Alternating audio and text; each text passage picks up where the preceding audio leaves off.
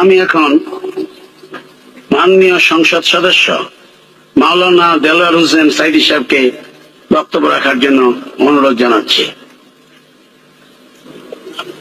নাহমাদুহু ওয়া নুসাল্লি আলা রাসূলিহিল কারীম ওয়া আলা আলিহি ওয়া আসহাবিহি আজমাইন।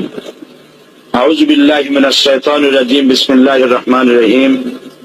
মাননীয় স্পিকার, আপনি এই মহান সংসদের স্পিকার হিসেবে নির্বাচিত হয় আমরা জাতীয় সংসদের পক্ষ থেকে আপনাকে অন্তরের অন্তঃস্থল থেকে মোবারকবাদ জানাচ্ছি।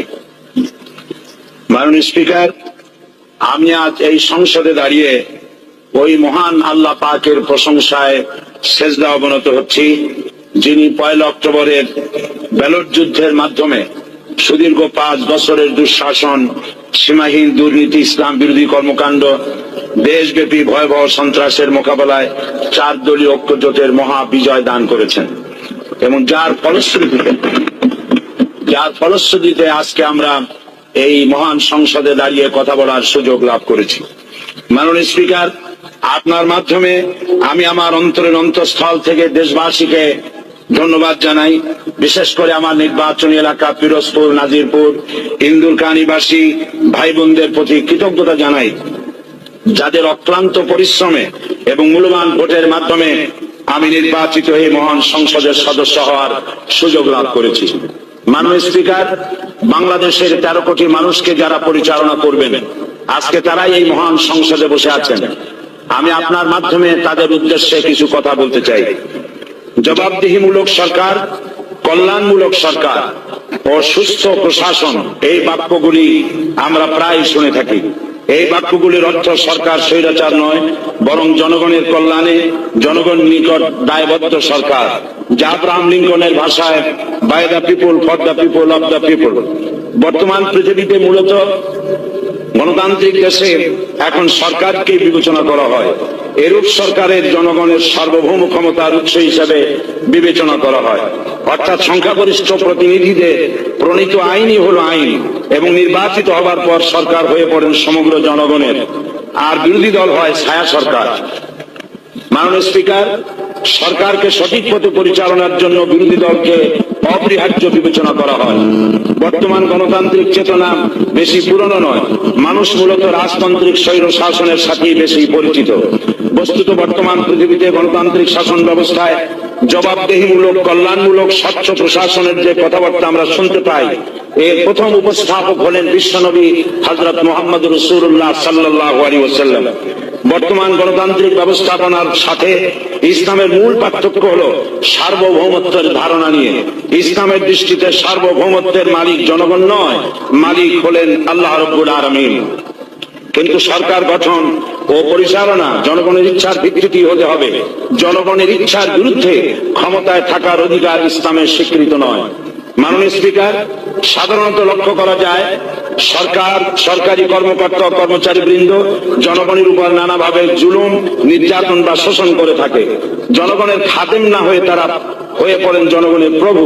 তারা জনগণের সম্পদকে তসরুপ করে।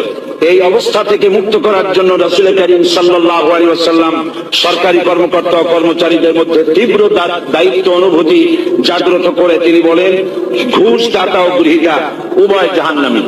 নবী করিম সাল্লাল্লাহু আলাইহি ওয়াসাল্লাম আরো বলেছেন, আমরা যদি কাউকে কোনো রাষ্ট্রীয় দায়িত্ব প্রদান করি তখন সেই ব্যক্তি তার ব্যক্তিগত কাজ যতটা নিষ্ঠা ও আন্তরিকতার সাথে পালন করে, রাষ্ট্রীয় দায়িত্ব যদি সেভাবে পালন না করে তবে কিয়ামতের দিন তাকে উল্টো করে জাহান্নামে নিক্ষেপ করা হবে। রাষ্ট্রীয় সম্পদ তসরুপের ব্যাপারে কঠোর হুঁশিয়ারি উচ্চারণ করে বিশ্বনবী মুহাম্মদ রাসূলুল্লাহ সাল্লাল্লাহু আলাইহি ওয়াসাল্লাম বলেছেন, রাষ্ট্রীয় দায়িত্ব পালনকারী কেউ যদি 1 টুকরা সুতা বা তার চেয়েও ক্ষুদ্র কোনো জিনিস খেয়ানত করে তবে কিয়ামতের দিন খেয়ানতের বোঝা মাথায় করে তাকে উঠতে হবে। মাননীয় স্পিকার, আল্লাহ রসুল যে সরকার ব্যবস্থা প্রতিষ্ঠা করেছিলেন তা সত্যিকার অর্থে ছিল জনকল্যাণমূলক সরকার। তার সরকারের দায়িত্ব পালনকারী ব্যক্তিবর্গের মধ্যে চরম দায়িত্ব অনুভূতি জাগ্রত করে দেওয়া হয়েছিল। এটা সম্ভব হয়েছিল কেবলমাত্র আখিরাতের তীব্র বিশ্বাস ও মহান আল্লাহর দরবারে জবাবদিহিতার অনুভূতির মাধ্যমে। মানুষের নিকট জবাবদিহিতা পাশ কাটিয়ে যাওয়া যায়, কিন্তু আল্লাহর নিকট জবাবদিহিতা পাশ কাটানোর কোনো সুযোগ নেই। মাননীয় স্পিকার, নবী করিম সাল্লাল্লাহু আলাইহি ওয়াসাল্লামের সরকার ব্যবস্থাপনায় সবাই যেমন আইনের দৃষ্টিতে সমান অধিকার ভোগ করেছে, ঠিক তেমনি ভাবে রাষ্ট্রের নাগরিক হিসাবে সবারই মৌলিক চাহিদাসমূহ পূরণ হয়েছে। ঋণগ্রস্ত এতিম অসহায় জনগণ রাষ্ট্রীয় তহবিল থেকে সহযোগিতা লাভ করেছে। মূলত এটা জনকল্যাণমূলক সরকারের ধারণা বিশ্ববাসী তখনই প্রথম অবলোকন করে। মাননীয় স্পিকার, নবী করিম সাল্লাল্লাহু আলাইহি ওয়াসাল্লাম সরকারি কর্মকর্তাদের বিরুদ্ধে কোনো অভিযোগ পেলে তখনই ব্যবস্থা গ্রহণ করতেন। আইনের চোখে সবাই সমান এবং এ কারণেই শাসকদের আত্মীয় স্বজন কারো পক্ষে সম্ভব ছিল না জনগণের উপরে জুলুম করা। খলিফা ওমর রাদিয়াল্লাহু তাআলা আনহুর এক ছেলে অপরাধী প্রমাণিত হলে সে দণ্ডভোগ থেকে রেহাই পায়নি, এমনকি এতে তার মৃত্যুদণ্ড হয়েছিল। আবার খলিফা নিজেকে আইনের ঊর্ধ্বে মনে করতেন না, তাই বর্ম চুরির ঘটনা আলী রাদিয়াল্লাহু তাআলা আনহু কাজীর দরবারে সাধারণ ফরিয়াদির মতো উপস্থিত হন।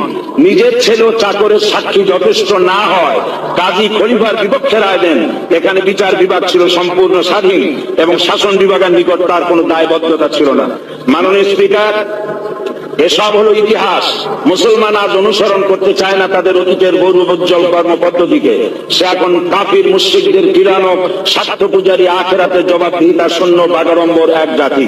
মাননীয় স্পিকার, যে জাতির এক পূর্বসূরি মাথায় আটার বোঝা বহন করে নিয়ে চললেন আর বলে গেলেন মানুষ কেন ফোরাতের কূলে যদি একটি কুকুরও না খেয়ে মারা যায়, তবে এই ওমর রাদিয়াল্লাহু তাআলা আনহুকে কিয়ামতের দিন আল্লাহর দরবারে জবাবদিহি করতে হবে।